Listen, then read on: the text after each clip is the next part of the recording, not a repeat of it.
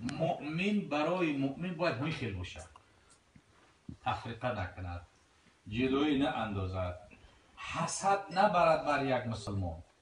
حسد بردن خودش یک کسلی هست که حسد میبردگی را بزرگای خدا میگه که فقط دعواش همی است که عزرائیل میاد جونش میگیره خلاص.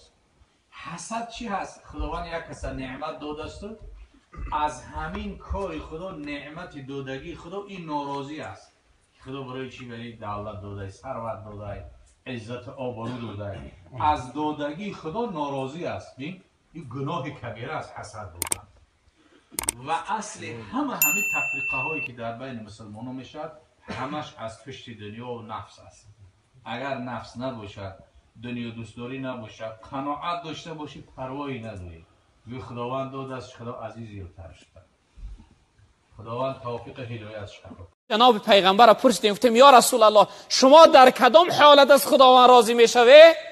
پیغمبر بزرگوار گفتند من از پروردگار راضی نمیشوم اگر یک امتم در دوزخ بمانه، تا آخرین گناهگاری امت ما یعنی از دوزخ خلاص نکنم، من از پروردگارم راضی نمیشوم.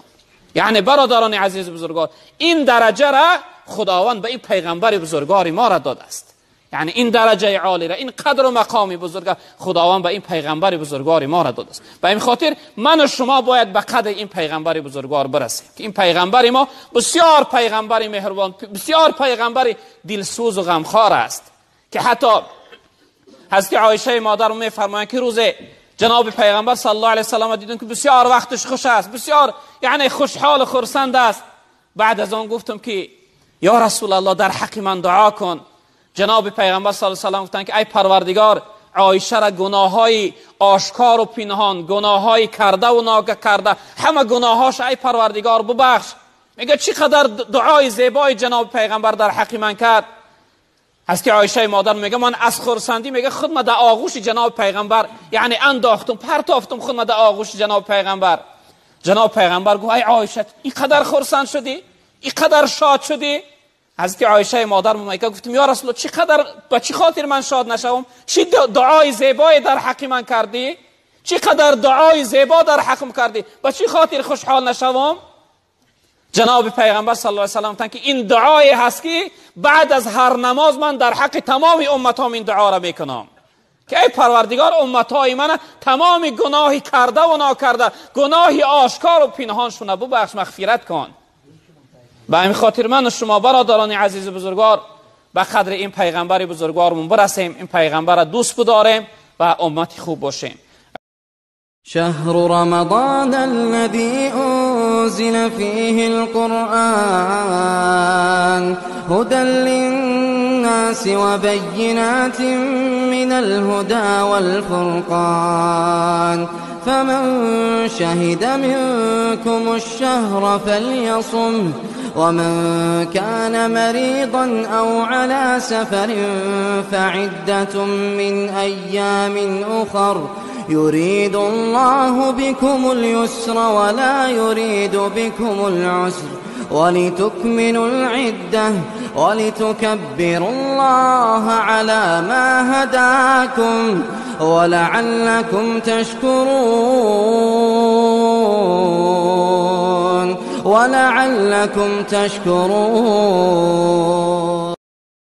یعنی که انسان باید یک نوع زندگی کنه که وقتی که رفت آخرتش آباد باشه. آبادی دنیا اعتبار نیست اکای جون. در این دنیا هزار مثال خونه های زمانوی داشته باشه، ماشین زمانوی، زندگی تا شاهانه هم بگذارونی که آخرتت آباد نباشه، این خوشبختی نیست برای انسان، این بدبختی والله قسم. خسیرت دنیا و الاخره. خدا در قرآن میگه اینها هم ضرر دنیایی کردن هم ضرر آخرتی، هم دنیاشونو ویرانه کردن هم آخرت. اما در این دنیا اگر عاجزانه زندگی کنی، کمبغلانه زندگی کنی، در عبادت و بندگی خدا باشه که آخرتت آباد باشه، آخرت حیات ابدیه دیگه. مثال حیات این دنیا رنگی چیه؟ رنگی ما در راسته میم کار میرن گمیه.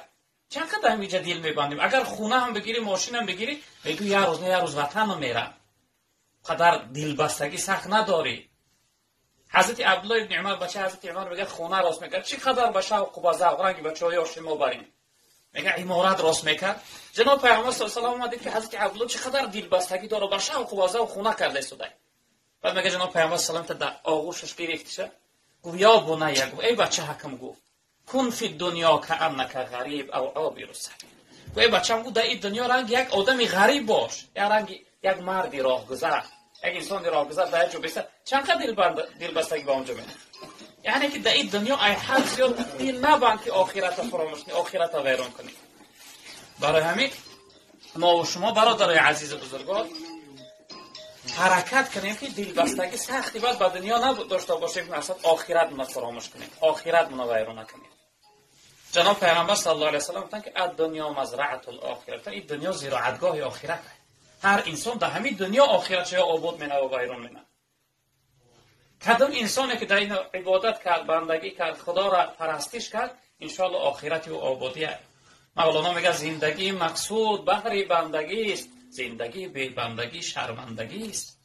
مقصد از زندگی چه؟ بندگی خدا است. و ما خلقت الجن والانس الا لیعبدون. پروردگار میگه ما خلق نکردیم انسان ها و جن ها را مگر برای عبادت. و عبد ربک حتی یأتیک الیقین. تا دم مرگ خدا پروردگار تا عبادت بندگی. بی دنیا که موضوعی شیرین دنیا پیامبر گفته است این دنیا حلوة خضیرة. دنیا رنگ حلواه. مشکل مایلی به حلوا داری، خب خضیرتون به معنای میاد زمینی که سبزی میبینی روی گیرت کشوده میشود. همین دنیا میگه به همین مثاله. لیکن و این الله مستخلفوکم فیها. لیکن یقین دانید که شما را الله در همین دنیا چیکار کرده است؟ همچون به حیث امتحان گذاشته است. فینظروا کیف تعملون. نگاهتون را که چیکار کردید. برای همین حضرت گفت فاتقوا الدنیا و اتقوا النساء. ای دنیا و از زن چوب و احتیاط باشید، زیرا اینها میتونن که شما را فریب دهند. برادرای عزیز بزرگوار، خودتون نگاه کنید از مردم آزاری، زبانها را نگاه بدارید. پیغمبر بزرگوار صلی الله علیه و سلم پرسیدن که بهترین مسلمان کیه؟ کدام شخصیت است؟ جناب پیغمبر گفتن المسلم من سلم المسلمون من لسانه و یده. تن مسلمان حقیقی شخصیتی است که مردم از زبان از دستش سلامت بمانند و زبانش مردم آزار نتیه، به دستش مردم آزار نتیه، یعنی که فایده بخشنده باشه. روایت دیگر جناب پیغمبر میگه خیر الناس من ینفع الناس. میگه بهترین مردم شخصیتی است که فایده رسان مردم باشه، نیکوکار در مردم، در جامعه، در خلق خدا خدمتگار باشه. و همین خاطر ما حرکت کنیم که این عملهایی که میکنیم، نماز میخونیم، روزه میگیریم، زکات میدهیم، به سبب حق مردم اینها رو بیکار نکنیم.